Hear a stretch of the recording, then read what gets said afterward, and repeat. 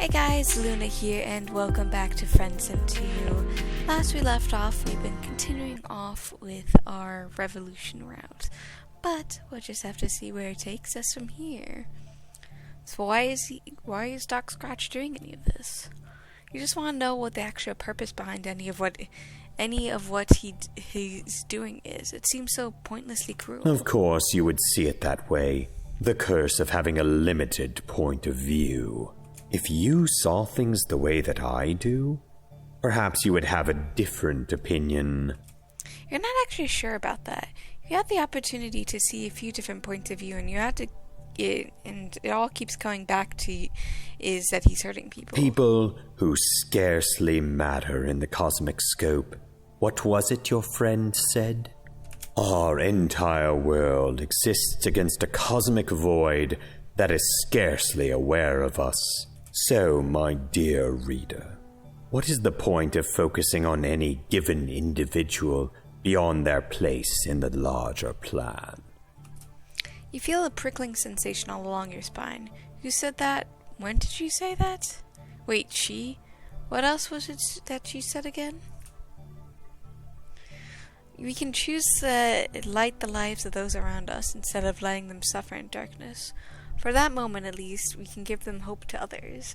And for that moment, you have changed the universe. How incredibly trite. It's your sentimentality that put you in this position to begin with. You would be wise to disabuse yourself of that particular burden. What happens to Eternia? A painfully vague question. Do you mean that in the cosmic sense? Or the specific case where you've been meddling lately?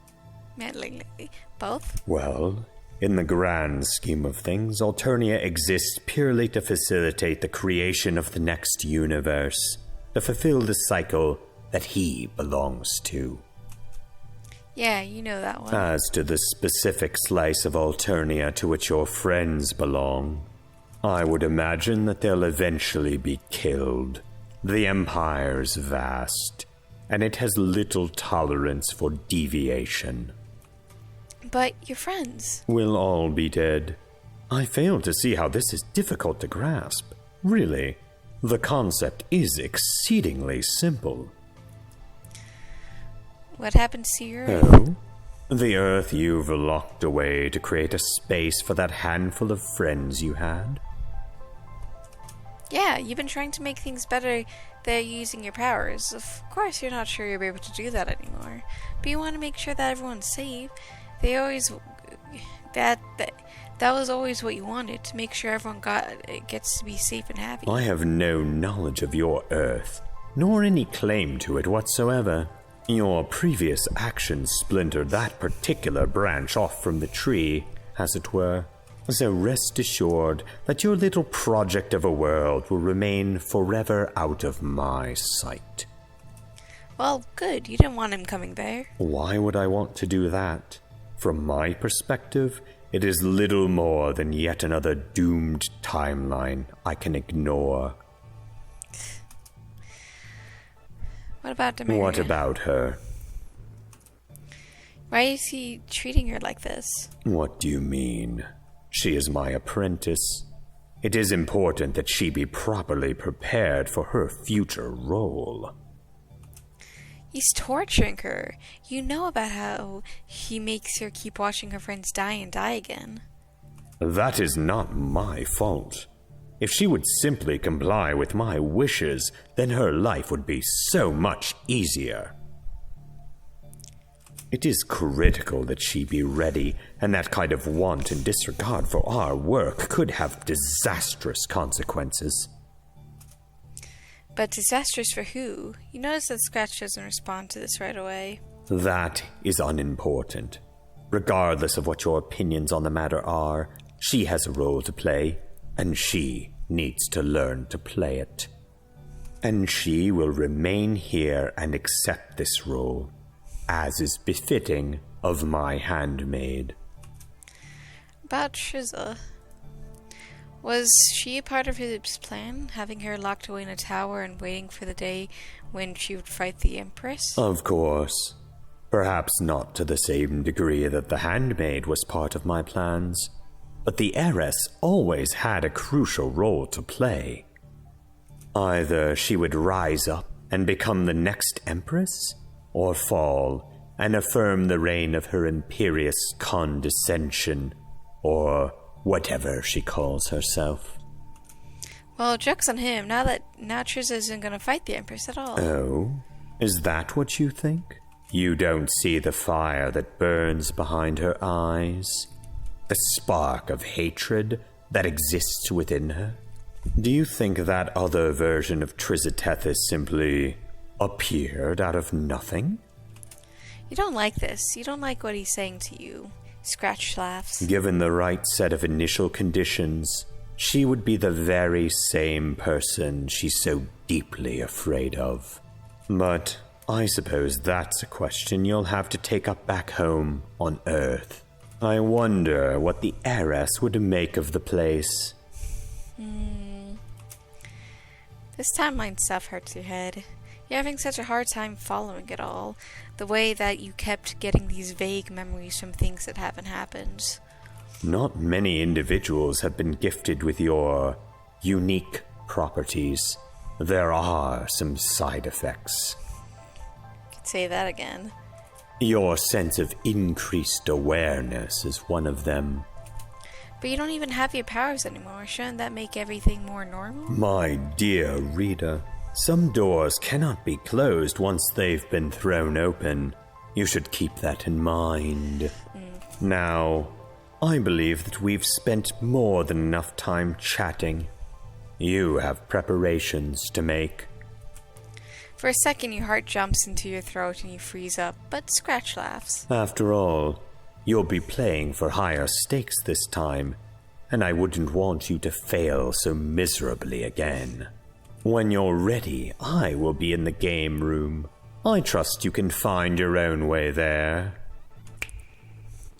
You're standing in front of the Felt Mansion once more, blinking in confusion. You really hope that you gave Boulder enough time for whatever she was doing. You gather up your thoughts and begin to make your way back up to the mansion. Up at Demara's room, you cautiously open the door and step inside. You're not sure how long Boulder needed to do her thing, but you gave her as much as you possibly could. Thank you. I did everything to help you that I could. The rest is up to you and Triza. But wait, where is Triza? Demir and Boulder look at each other nervously. Scratch has her downstairs in his game room. The rest of her plan is going to be harder with him watching her so closely. It's not ideal, no, and you're not even sure what the plan is. I'm sorry. It's important for you not to know the specifics. Just please, trust us. Before you walk into the game room, your feet feel like they're freezing in place, and you stop to calm yourself down. Can't fail this again. If you do, none of you are ever leaving this place. But what choice do you have? You have no idea how Triza thinks she's going to kill Scratch, but she seems completely committed to it. Basically, you're out of options. So you take a deep breath and step inside the game room. On your way in, you nearly trip right over the stupid crowbar that Scratch tied up to use to kill you before. You just left it lying there up against the doorframe like a jerk. Ah, my dear reader, you're just in time. You look over at Triza, who scowls and shakes her head. Don't mind her. I simply want to keep an eye on her while we conclude our business together. When this is complete, she will be as free as she's ever been. You hate the way he says it, the way he twists the words around to mean exactly what he wants to mean, without ever technically lying. But you don't have time for this right now. You're ready to play this stupid game. Excellent. Allow me to get set up. My dear reader, I have always strived to be fair with you. Well, Doc, looks like our favorite contestant is back. Indeed they are. We shall see if things play out differently this time. It wasn't even close last time, but let's not give up hope yet. Anyone can make it big here on Pester Quest 2.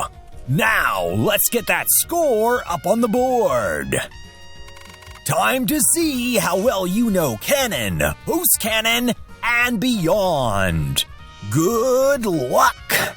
First question. When did Homestuck first begin? I think it was 2009. Sorry, that was not correct. I can't believe they missed that one. I honestly Next don't question's remember. a bit tricky. What is the name of the pocket grub? Fantastic Saw that in answer. our other routes.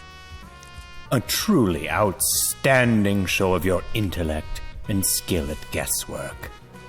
Next one up is a real head-scratcher. Who is Stelsa's cannon moirail? Doesn't have one. Sure. Oh no, you're way off with that one. Well, maybe next time. Maybe next time. Our next question is... What was Chitter originally called? Shit. Ooh, so close. But that wasn't it. What could possibly go wrong? Apparently, a whole dang lot. Our next question is... Who is the main character of hit webcomic Homestuck? There isn't technically one. I guess John Lambert. Ooh, so close. But that wasn't it. I can't believe they missed that one. And now for our next question. What is Doc Scratch? He doesn't have a catchphrase. And now for our next question. What is Homestuck's canon sequel? There isn't technically one. Ooh, I cannot. Which Homestuck game? A Hive saw back one. Sorry, what could... And that is it for today. Doc, let's see how they did. Ooh, that's not very good at all. Sorry, you'll have to do better than that. Better luck next time. Ah, how unfortunate. I'm sorry, my dear reader. Now, I believe we have other business to attend to. My dear reader, I do believe that you failed to pass my test. Sadly, I cannot possibly let you leave this place. You had a feeling that this was coming. It wasn't a fair test in the first place. I'm offended. This test was just as fair as the first one, and any other test I would put before you. Yeah, you figured. It doesn't matter. You can feel something warping back in on you. Well, it looks like Bodier's right. Weird how that works. You always kind of figured you weren't actually done with all this meta-narrative crap. No rest for the friendly. That's how it goes, right? I'm sorry. What was that? The council will see you now.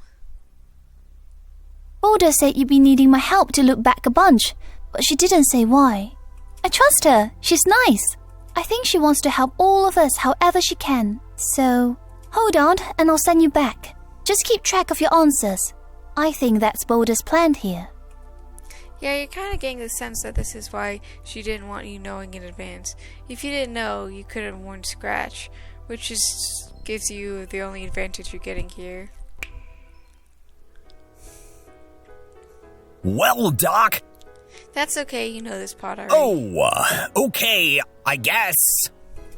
Pass the quest 2. Well, now, it's just not fun anymore. Now, let's get that score up on the board. Time to see. You know, canon, post-canon, and beyond. Let's just do this already. First question. When did Homestuck first begin?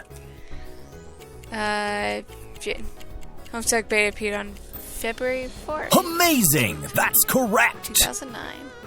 How strange. This isn't how I foresaw this at all.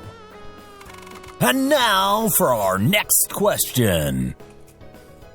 What is the name of the pocket grub? Fabiolibia, Charmed, the Rusty Spotted Cat, and African Wild Cat. Fantastic answer! How strange. This isn't how I foresaw this at all. Our next question is... Who is Stelsa's canon Moirail? And Miss PR, according to the good ending. Fantastic answer! How strange. This isn't how I foresaw this at all. And now for our next question. What was Chitter originally called? Prongle. Before the game was finished, it was called this. Correct! How do they do it? My dear reader, are you perhaps engaging in any unsavory activity behind my back? Not at all. Next question's a bit tricky. Who is the main character of hit webcomic Homestuck? Depends. There isn't really one main character. Fantastic answer! My dear reader, are you perhaps engaging in any unsavory activity behind my back? And now for our next question. What is Doc Scratch's canon catchphrase? I'm the most excellent host. Seriously, this is the one. Fantastic answer! How strange. This isn't how I foresaw this at all. Next one up is a real head scratcher. What is Homestuck's canon sequel? Homestuck Beyond Canon, kind of. It's complicated official, but not canon. Fantastic answer! How odd. And now for our next and final question. Which Homestuck game is canon? Openbound, the only one appearing in the canon timeline. A brilliant answer by the genderless narrative entity in the black hoodie! How strange. This isn't how I foresaw this at all. And that is it for today. Doc, let's see how they did. Okay. 41 million. That is amazing! A perfect score! Interesting. Now, I believe we have other business to attend to. Well now, this is most unexpected. My dear reader, is there something you want to tell me?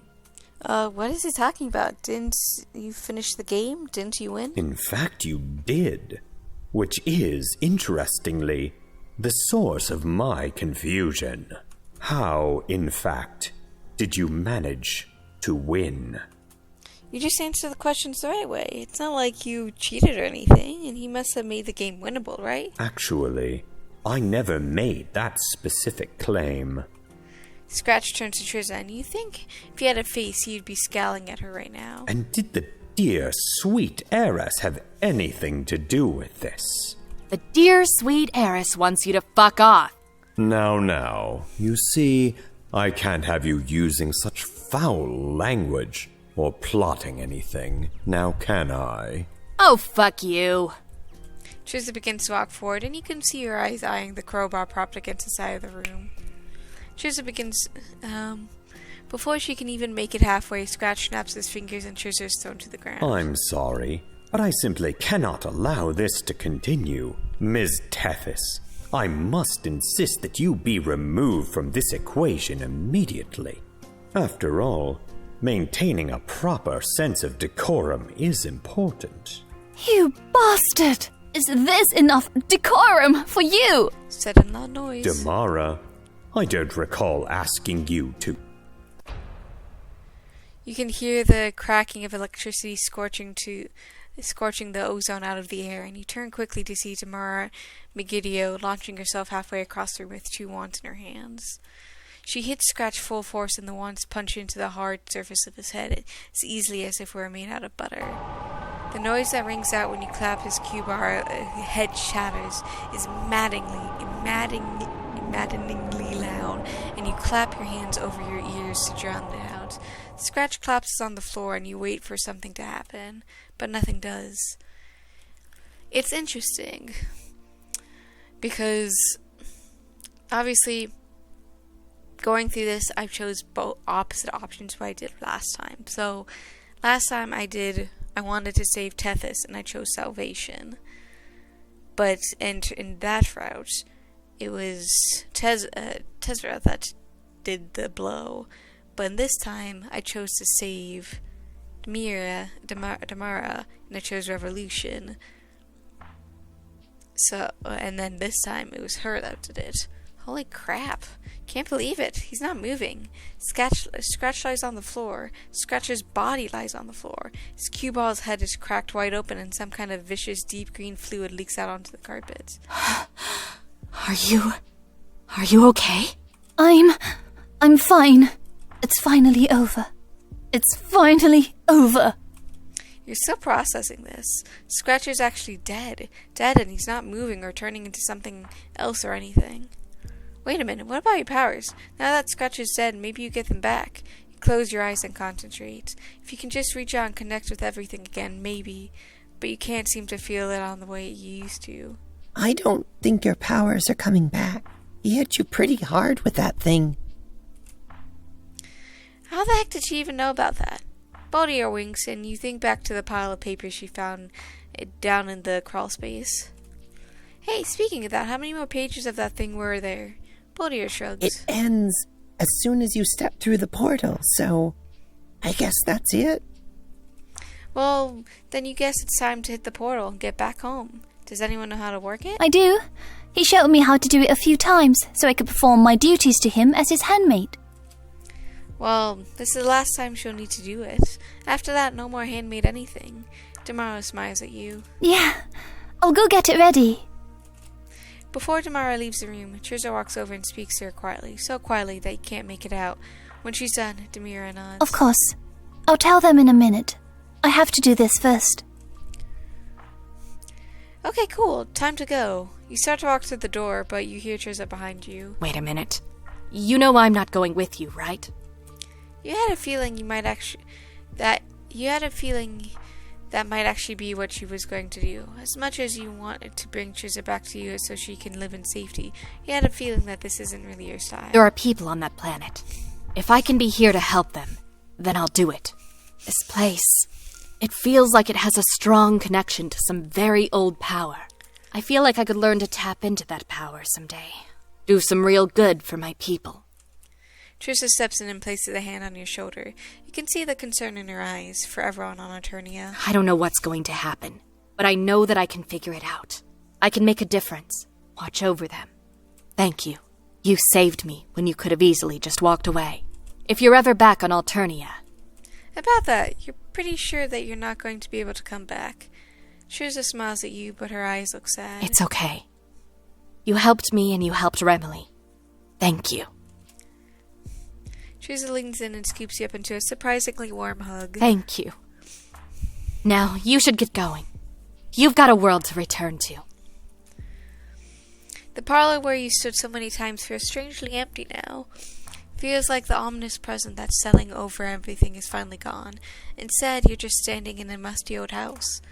And here, at the very end, you're still asking yourself the same question. Was any of this worth it? Did you actually help anyone, or did you just make everything worse? You like to think that you helped. In the attic, Namira stands by the portal, a portal that now hums and glows with a halo of energy. Oh, good! You're here! Damara can pick up each of your friends from a given location, but she's going to have to do it one location at a time, then send them along to your Earth. Alright, let's do this thing. Also, something to be aware of. Boulder shifts and looks at you nervously. This is a one-way street. Getting into the locked timeline takes a lot of energy, and we're not going to be able to recalibrate the portal more than once for each group of people. So basically, you made your bed, now lie in it? Our humanisms are a little silly, but yes, basically. The thing about that is, though... I already know. You convinced them all to support the rebellion. You had the chance to offer them a way out, and you did something even harder. You gave them hope. Yeah, I really hope that this isn't going to end up backfiring for you horribly, huh? Tamira shrugs and smiles at you. It's only you left now. Time to go home. Guess this is it. It feels like it's been forever since you set foot on Eternia again. Can't say that things exactly went according to plan, but you guess that in the end it ended up okay in the end. Not perfectly. You can't stop thinking about the people you couldn't save, the ones who got back too late to do anything. I'm sorry. I know how it feels to not be able to save people you care about. Is she going to be okay? Demir smiles at you and nods. I chose this. Teresa is... I know she's a good person. At least in this timeline, you guess. Well, it's the one we're living in. I hope she understands how important she is to the Alternian people and to me. And you nod thoughtfully, and you suppose that's the last impression you're giving before you disappear, basically forever. You're not crying. You're definitely not crying. You turn and smile at Demiria, who nods in return smiles softly, and then you walk forward into the portal. It's quiet. Quiet, and you're filled with a sense of calm. It's an experience completely unlike traveling with your powers. Almost like you're in a waiting room between two realities, and this time you're alone. You stop to think back on everything you've done, on all the lives you've touched. Maybe it started out as you're fulfilling Scratch's conditions to help create his predestined world, but in the end it ended so much more than that. Parts of you wish you could stay behind on Eternia to help that revolution, but something in the back of your mind tells you that this would be a bad idea. You don't belong on Eternia. There are people back on Earth who depend on you too. You did what you could to make things better, in whatever small ways, as best as you could, and that's all anyone can expect of anyone else. But now it's time to close your book you've been writing and let the others pick it up. You've been really honest with yourself. This was never your story to begin with. It's theirs. You close your eyes. You step toward home. Thanks for playing. Following the mysterious disappearance of the heiress and High Imperator, along with the arrival of the Empress in the system, the political climate began to shift rapidly, with various factions vying to fill the void left behind. Increasingly convinced of the lies of Eternian Empire, Gallic quietly leveraged his position within the Empire to gather information and began to work on a reform party within the Empire itself. Meanwhile, Tagore slowly adjusts his newfound position living in exile. His overall outlook has been described as, "I really miss the good coffee." Inspired by her ancestors, Senia, Celsa became more and more involved with the planning and execution of the rebels' actions against the Empire, with Tizia and Daria balancing out each other's approaches to the rebellion. The three of them quickly became a formidable team. They understand the need for caution, but also the need for action, knowing when to fight and when to pick out their battles. They work to establish a base of operations and carve out a place where Eternians can live freely.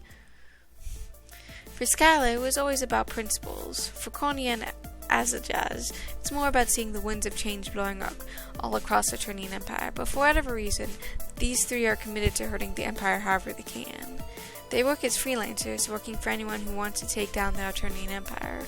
One day, a strike mission for the rebels, the next, a covert operations for the budding reform government. Rumors quickly built of the group of nearly unstoppable mercenaries who were willing to face the Empire head-on and win. As predicted, Adria is quickly imprisoned by the rebels, held in a cell designed specifically to dampen her psychic abilities and prevent her from manipulating her way to freedom.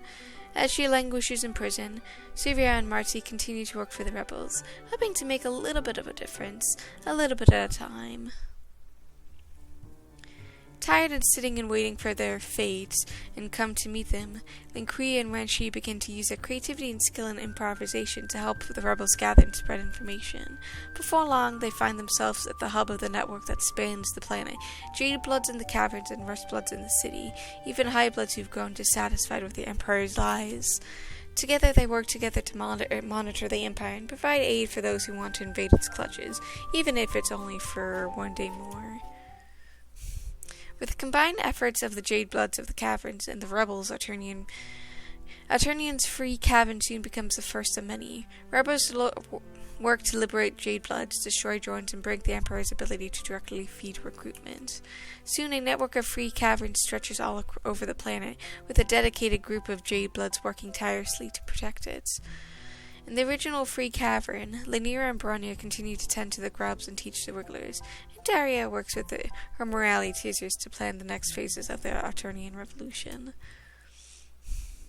Free from the extortion of her former manager, and aided by the rebels, Trixie returns to her protest music in full force, but now she's got some help. Together, she and Zephyros speak out against Eternian establishment, all while staying one step ahead of the Lectus Corpus. The remaining members of Darnian's punk band join them sometimes, all working together to spread the messages of the rebellion to every corner of the occupied galaxy. Zebra remains on Eternia, forever locked in a prison of his own making, unable to exert control over Trixie's career without risking his own calling. He continues to simply exist. He will never be free because to truly be free, one has to let go of the desire to control others, something he can never truly bring himself to do. Trixie and Elward would never have expected to find solace in each other, but years of shared experiences and long days talking together have a way of changing things. In a situation they both feel comfortable, Elward decides to stop trying to run her from herself, and Trixie decides to open herself up to the possibility of having a flesh relationship with someone. It's not clear if Amnesia is enthusiastic supporter of the revolution or simply an enthusiastic hater of the Empire. In the end, maybe it doesn't really matter. Either way, they continue to stalk the city, clearing a path through the Lectus Corpus and giving the rebellion some room to breathe. But what happens to Tyrina? In the end, nothing really stays the same. Tyrina's increasingly blatant imperial propaganda anchors the anti-emperor continent in the city of Everdim to the point where they storm her offices, fully intending to kill her. But Tyrina is nothing if not resourceful. She slips away in the chaos. She survives on the run from the Empire and the rebels alike, betrayed by the people that she wants to work for so hard to glorify. Every revolution encounters setbacks, and this one is no exception. Having recovered so much high-quality equipment from the fleet deposit, I guess? Polypa, Tigiri, and Malik all set sights on finding new secure hideouts and begin their mission once again. Finally, they have the perfect place, an abandoned industrial site nestled in the middle of the major city, with plenty of bolt holes and escape routes. It quickly becomes a state-of-the-art base that they can use to strike out the heart of their empire.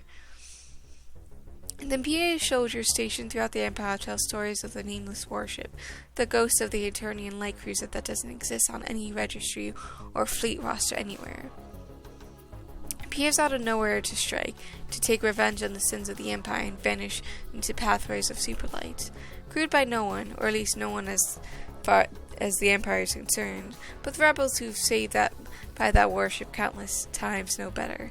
At the end of the day, there are few things more terrifying than a pair of pissed-off goldbloods with an Imperial warship at their disposal. Damien and Frozier work together to spread the message of communalism, giving so many of the rebels a solid political philosophy to underpin their hatred of the Empire. After all, what good is hate if it isn't backed up by the desire to create something new? Tron remains on the Spiralia, keeping their head down and weathering their changes on the ship of the sweeps continue to pass and other crew members come and go. Sometimes they wish to decide to go with their friends into the unknown of the rebellion, if it only keeps them from being so painfully lonely. If Marlis Zolo was one of the Empire's greatest assets before, he became one of the biggest threats. Free of the influences of the tentacle and the threat of the extermination, Marvis turns his attention to the populace at large. Instead of parroting what the condescendents and the Imperator tell him and trying to subtly undermine, he now speaks a message of rightness, rebellion, plain as night. All around Eternia on countless colony wards all over the galaxy, his broadcasts bring hope and inspire citizens of the Empire to break the shackles that bind them and rise up against the powers that be. After hearing the voice of Glub Glub Glub with your own ears, Kuut's faith in the Mirthal Messiahs was only strengthened and deepened. She turned to the question how Glub Glub Glub might fit into her view of the world. Along with her mate sprite, Akina, she began to comb through the records stored on the Spiritual, piecing together the long-forgotten history of the Mirthal Ones, the Purple Bloods, and their place on Eternian society. As Marvis helps to bring the message of the rebellion to the Eternian people, Coot works to keep their traditions alive, to make sure they have something worth fighting for. With Glub Glub Glub no longer being used to enforce a parasitic vision onto the residents of Spirituala, they begin to rebuild the carnival as a symbol of defiance against the Empire and everything it stands for. No longer isolated behind the walls the Empire built, Caracal, Bergium, and Brasili begin to find a place for themselves. In time, they will find a way to heal from all that they've been forced to endure. Amelia came down from Tizria Tower a changed woman, no longer content to sit back and reap the benefits of the Empire. She looks for ways to use her skills against the Empire that took everything away from her. She became well established as a popular revolutionary artist, the Cerulean who was willing to give up her position and actually listen to the low blood around her. Those who knew of her career before often wonder what changed, how someone so arrogant could become genuinely invested in a revolution. But those few of them that got to know her well might got to hear her story, the story about the tower at the end of the world, how it changed her life forever. The winds of change are blowing across the Empire, whipped into a storm that tears down everything and built up anew. In the middle of it all, some people are just trying to find their place. Vakra keeps flying for the Empire, but ends up crash-landed on a rebel-occupied colony world during routine transport mission. If nothing else, it gives him plenty of time to think. And there, temporarily stranded on the land once more, he begins to wonder if maybe his strange friend from all those sweeps ago had a point. And somewhere deep inside sparks a light.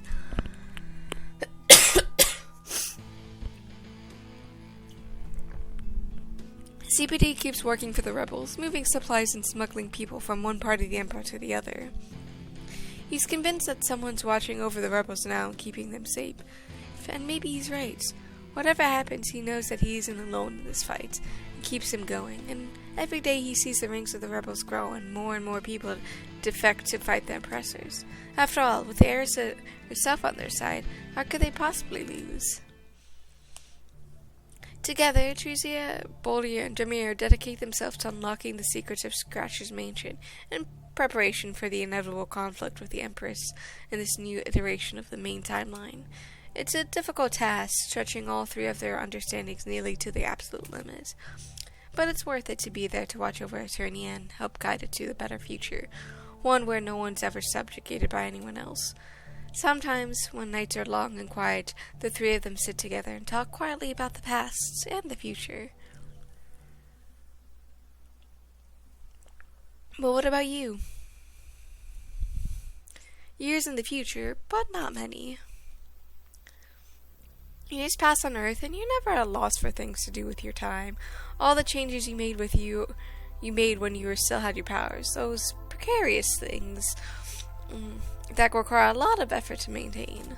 You start to understand that your place in all of this is to be there to support the people you care about, to let them work to make the world a better place, and be there the way that you're best at, as a friend.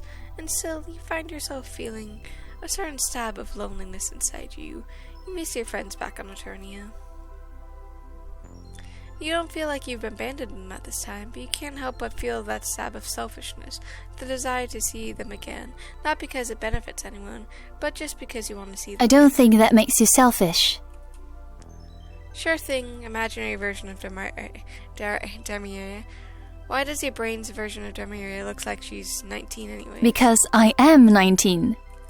Wait a minute, this isn't your imagination? Demiria grins and shakes her head. Nope. Turns out, well, it's a long story. I'm still here on the Green Moon, but let's just say that the walls are pretty thin here. Can she answer your questions then? Does she want to check in on your friends to make you... Does wanting to check in on your friends make you a bad person? No. I think it just makes you a person. You care about your friends. You did what was right by them, but you still miss them. I understand how it feels to miss people you care about. Well, it's all kind of an intellectual exercise at this point anyways. After all, you're safely tucked away back in the locked timeline, and there's basically nothing you can do about it. For a long time, Demiria is quiet. What if I told you there might be another way? What? What the hell is she talking about? The portal. It was a one-way trip. No take-backs. Once again, Demiria is quiet. So that might not be entirely true. Turns out that being Scratch's apprentice for so long had some unintended side effects. Why am I not surprised? As you sit and think about what she's saying, the world around you roars in silence. You thought you'd reach out and pull away all at once, turning in on themselves in an infinite loop. And you arrive at the conclusion that you knew that was there all along. Is she saying she can send you back? That she can help you visit Eternia again? That you can know for sure you didn't promise your friends a false hope? Would you like to? Yeah, you think you would. Chose revolution. They made a choice.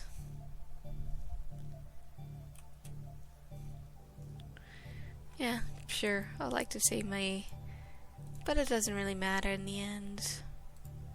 Thanks for playing. We're here at Studio June. Hope you enjoyed the game and hope to see you next time. But there's one last thing to do. Reset the game data. This resets all your progress settings and deletes all your saves. Are you sure you want to continue? Yes. You reset the game's persistent data. Reset the game's persistent data. You can always try again.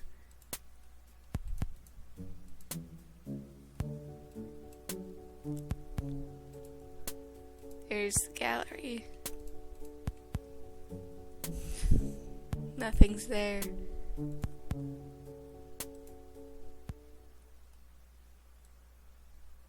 Yeah. Were you expecting someone? I'm not sure it was. Not sure whether your expectations have been tempered by time at this point, where they've grown rigid and cold and flexible. The worst part of every tragedy is the outcome of inevitable. The conclusion is forgone even before you read the first word of the page. But maybe this isn't a tragedy. I suppose that's up to you, isn't it? So I'm gonna ask one more time. Are you expecting someone?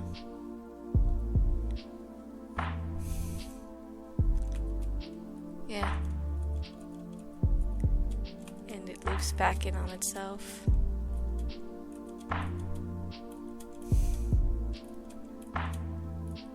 That's... And with that, I hope you guys enjoyed this. I hope to see you guys next time. Bye-bye.